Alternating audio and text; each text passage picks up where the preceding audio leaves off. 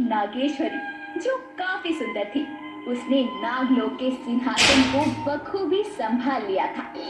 नागलोक में विलासिता की सभी चीजें भी मौजूद थी, जैसे कि मनोरंजन के लिए टीवी, फ्रिज, हर तरह की साज श्रृंगार और तो और फर्नीचर का सामान भी।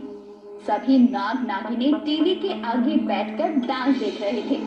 तभी नागलोक की रानी नागेश्वरी बोलती है, अद्भुत। चलचित्र पर इस अप्सरा को देखकर मुझे प्रसन्नता हुई। क्या नृत्य कर रही है ये सुंदरी। इसके इस नृत्य, इसकी इस चाल और अदा पर मैं तो फिदा हो गई। विश, इस बार की शिवरात्रि पर हम नागलोक के वासी भी ऐसे ही नृत्य करेंगे। आपने तो मेरे हृदय की बात कह दी नागरानी। मैं अपने मन में यही विचार कर रही थी। वैसे नागरानी, इस चलचित्र के माध्यम से हम नाग नागिनें कितना कुछ सीखते हैं ना। सत्य कहा। साथ ही ये चलचित्र हमारा मनोरंजन भी करता है। विश, प्यास के मारे मेरा कंठ सूखा जा रहा है। चलो कुछ जलपान कर लिया जाए। नागेंद्र, चलो। आप सब प्रस्थान कीजिए, मैं आता हूँ। इतना बोलकर नागेंद्र नाग फिर से टीवी की तरफ मुड़ जाता है और नागिन की बात को लगातार अनसुना करता है। ये देखकर रानी नागेश्वरी अपनी आंखों की शक्ति का प्रयोग करते हुए टीवी बंद कर देती है और नागेंद्र बोलता है, मुझे पता था आप मुझे इसी तरह से विवश करोगी। इतना कहकर नागेंद्र उठ जाता है और सभी एक साथ नागलोक में बने भोजन गृह में जाते हैं और नागेश्वरी नागिन बोलती है, अब जाकर जान में जान आई है। आज का भोजन काफी स्वादिष्ट था। वो तो होना ही था नागरानी। आज मैंने इसमें और बाकी दिनों की तुलना में अधिक विष का मिश्रण किया है। समय गुजरता है। नागलोकवासी काफी खुशी से अपना जीवन यापन कर रहे थे। ऐसे ही एक दिन नागिन अपनी प्रिय सखी विश के साथ नागलोक के कक्ष में बैठी हुई बोलती है, विश, क्यों ना आज हम भ्रमण के लिए पृथ्वीलोक चले। बहुत दिन से हम वहाँ नहीं गए।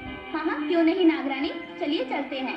दोनों नागिनें अपनी इच्छाधारी अवतार में पृथ्वी लोक के लिए निकल पड़ती है और थोड़ी ही देर में दोनों पृथ्वी लोक में कदम रखती हैं और नागेश्वरी बोलती है, हमारे इष्ट देव की करुणा भी कितनी अपार है। नागलोक के साथ साथ उन्होंने इस पृथ्वी लोक को भी कितना मनोहर और अद्भुत बनाया है।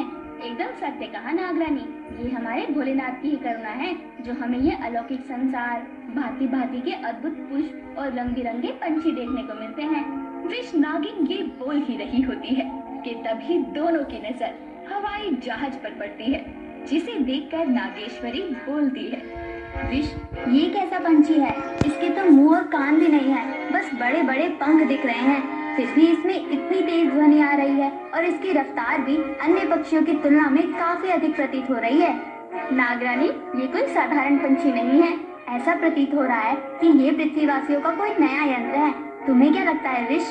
नागरानी, ये बड़ा सा दिखने वाला पंछी पृथ्वीवासियों के आगमन का ही एक साधन है जो आकाश मार्ग से कम समय में आने जाने के लिए प्रयोग किया जाता है। तुम सत्य कह रही हो। फिर तो मुझे भी एक बार इस पंछी में सवार होना चाहिए।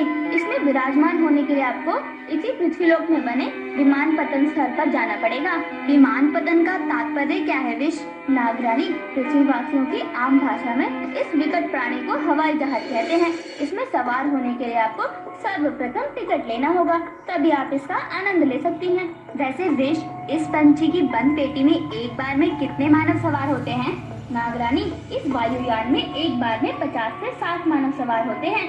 अद्भुत, आश्चर्यचकित। इतना सा दिखने वाला ये पंछी इतना भार उठाता है। नागरानी, छोटी छोटी दिखने वाली वस्तुएं कई बार बड़े बड़े कार्य कर दिखाती हैं। ये वायुयान बहुत ऊंचाई पर उड़ रहा है, इसलिए हमें इतना छोटा प्रतीत हो रहा है, लेकिन असल में ये बहुत बड़ा है।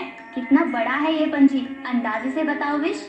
इतना कि हमारे नागलोक के सभी नागरानी एक बार में इसमें समा सकते हैं। अब तो मैं इस अद्भुत पंछी के अंदर जरूर सवार होंगी। विश, तुम नागलोक जाओ, मैं इसका आनंद लेकर आती हूँ। हवाई जहाज की खूबियों को सुनकर नागेश्वरी नागिन को उसमें घूमने का भूत सवार हो जाता है। नागेश्वरी के आदेश के अनुसार विश नागलोक चली जाती है और नागेश्वरी बोलती है, अब इससे पहले कि कोई मुझे मेरे इस नागिन अवतार में देखे, मुझे अपने नागिन रूप और वस्त्र को बदलना होगा। नागेश्वरी नागिन अपनी शक्तियों का इस्तेमाल करके मानव अवतार में आती है और लोगों से पूछताछ करते हुए वो अपनी मंजिल यानी कि रनवे पर पहुंच जाती है और बिना टिकट के ही हवाई जहाज में सवार होने की कोशिश करती है। तभी चेकिंग के वक्त एयर होस्टेस उसे रोकते हुए बोलती है, ma'am can I see your ticket please. ये विकट मानव वीणा न जाने कौन सी अजीब भाषा का प्रयोग कर रही है, कुछ भी समझ नहीं आ रहा। Ma'am I am talking to you, please show your tickets. अरे हिंदी में तो बोलो। जी अपने टिकट्स दिखाइए मैम, उसके बिना आप विमान के अंदर नहीं जा सकती। हे भोलेनाथ, इस उड़ने वाले पंछी में बैठने की उत्सुकता में मैं विश की बात तो भूल ही गई कि इसके लिए टिकट भी चाहिए होती है। क्या करूं? टिकट ना होने के कारण एयर होस्टेस उसे अंदर नहीं जाने देती। मजबूरन नागिन को वहाँ से वापस आना पड़ता है और वो गुस्से में बोलती है, जी तो कर रहा है अभी अपने नागिन अवतार में आकर अपना पूरा का पूरा जहर इसके अंदर उतार दूं। मुझे मेरे स्वप्न को आज और अभी पूरा करना है। क्या करूं, टिकट कहाँ से लाऊं?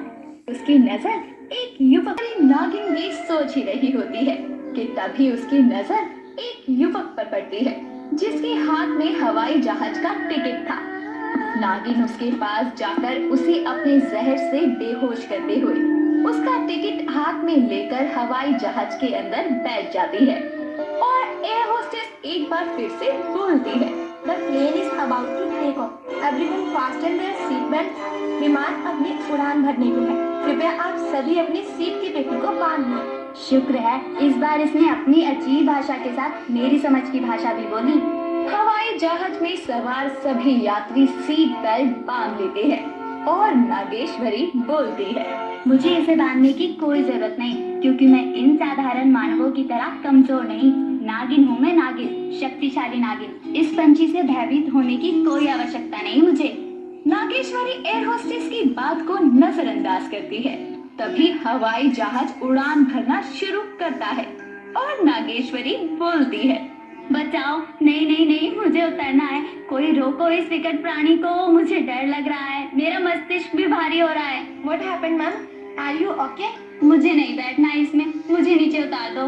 मैम आप इसमें एकदम सुरक्षित हैं, आपको कुछ नहीं होगा, डरिए मत। नहीं, मुझे इस पंछी की सवारी नहीं करनी। उसकी जिद के कारण एयर होस्टेस को उसे उतारना ही पड़ता है और नागेश्वरी नागलोक को रवाना हो जाती है जहाँ उसकी प्यारी सहेली विश बोलती है, नागरानी आपने उस वायुयान की सवारी की, कैसा लगा आपको? विश, तुमने उस बड़े से पंछी की जो भी खासियत बताई वो तो एकदम सत्य थी, लेकिन तुमने मुझे ये नहीं बताया कि वो आसमान में उड़ने वाला पंछी कितना खतरनाक है। उसने मुझे भयभीत कर दिया, इसलिए मैं वापस आ गई। मतलब कि आप उसमें विराजमान नहीं हुई? नागरानी आप निराश मत होइए, मैं आपके इस स्वप्न को जरूर पूरा करूंगा। पर कैसे? मुझे उसकी उड़ान भरते ही डर लग रहा था, पता है नागिन, मेरे सिवा कोई भी नहीं डर रहा था। आज मुझे अपनी नागिन शक्तियों पर शंका हो रही थी। मैं एक नागिन होकर डर गई और वो सभी मानव होकर भी नहीं डरे। विश, शीघ्र जाओ और नागरानी के लिए बर्फ कुटी से शीतल जल लेकर आओ।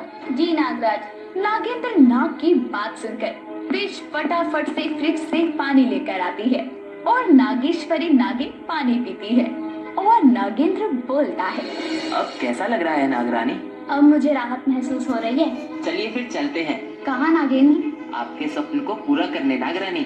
आपने इस नागलोक में हम नाग नागिनों के खुशहाल जीवन के लिए सब कुछ किया, ऐशो आराम की सभी चीजें भी उपस्थित करवाई, तो हम भला आपका ये स्वप्न कैसे अधूरा रहने देंगे? हाँ नागरानी, वैसे भी जब आप वायुयान में बैठी थी तब आप अकेले गई थी, पर अब हम आपके साथ हैं। हम नाग नागिन हैं और आप हमारे नागलोक की नागरानी। आपके चेहरे पर ये डर शोभा नहीं देता। तीनों अपना नाग रूप धारण करके एक बार फिर से पृथ्वी लोक के रनवे पर पहुंच जाते हैं और अपना भेष बदलकर हवाई जहाज में सवार हो जाते हैं। इस बार जब हवाई जहाज उड़ान भरता है तो नागेश्वरी आंखें बंद किए हुए मन में बोलती है, हे भोलेनाथ हमारी रक्षा करना। नागरानी आंखें खोलिए, हम बादलों के बीच से गुजर रहे हैं, देखिए कितना अद्भुत दृश्य है। आश्चर्यजनक, हम तीनों सच में मेघों के बीच गुजर रहे हैं। विश, तुम खिड़की से बाहर क्या देख रही हो? अपना नागलोक देखने की कोशिश कर रही हो नागरानी, क्या पता दिख जाए। मैं तुम दोनों की शुक्रगुजार हूँ, अगर तुम दोनों नहीं होते तो मैं अपनी इस स्वप्न को अकेले पूरा नहीं कर पाती, इसलिए तो तुम दोनों मेरे सर्वप्रियजन हो। नागरानी, हम यहाँ वार्तालाप करने नहीं बल्कि हवाई यात्रा करने आए हैं। देखिए, हम आकाश के बीचों बीच में हैं, इसका आनंद लेते हैं। नागेंद्र की बात सुनकर दोनों नागिनें हंसने लगती हैं और इस तरह नागिन की हवाई यात्रा और स्वप्न सफलतापूर्वक पूरा हो जाता है। बस करो शिवांशी, एक नागिन के लिए नागिन डांस उसकी कला होती है, लेकिन तुमने इसको पूरे नागलोक और धरती लोक में मजाक का पात्र बना दिया है। परंतु नागराज, कुछ नहीं सुनना हमें। आज से हम इस नागिन